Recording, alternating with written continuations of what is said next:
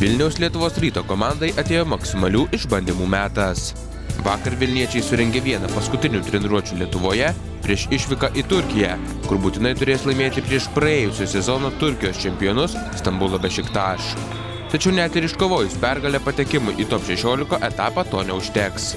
Lietuvos Rytas turės tikėtis, kad jų pagrindinių konkurentų tarpusavio dvikovoje Belgrado Partizan klubas išvykoje sugebės įveikti Bambergo Braus Baskets klubą. Tik tokiu atveju vilniečiams atsivertų kelias tarp 16 geriausių Eurolygos komandų. Pirmasis tarpusavio rungtynes Lietuvos Rytas pralaimėjo 6 taškų skirtumu. Varžovas žinom, varžovas žaidėjo vieną atsisakė, dviem pasipildė. Abudu žaidėjus tais, kuriais pasipildė, mes žinome iš anksčiau. Jurvingą žinome iš žaidimo Sopate, iš žaidimo Azovmaše, o Nalga patys žinot, puikiai metus laiko pas mus žaidė, tai daugiau kaip ir pasikeitimų nėra, visi sveiki, kiek turim informacijos, bent paskutinėse rungtynėse Turkijos čempionate žaidė. O taktiškai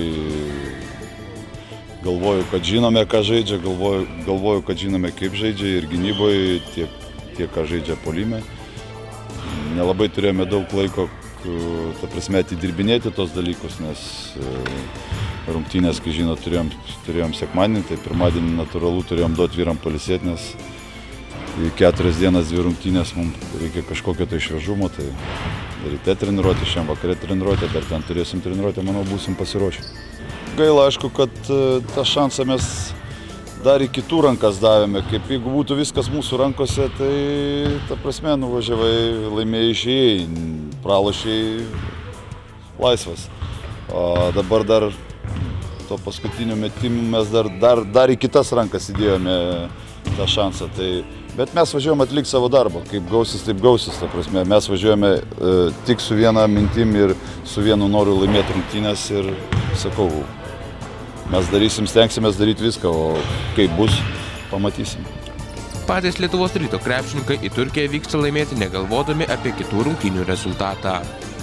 Aišku, sunku, dabar važiuojam į Stambulą, mes norim padaryti savo darbą, laimėtą, kaip bus, jeigu Partizanas aploš Bambergą, tai džiaugsimės, neaploš, verksime, paprastai.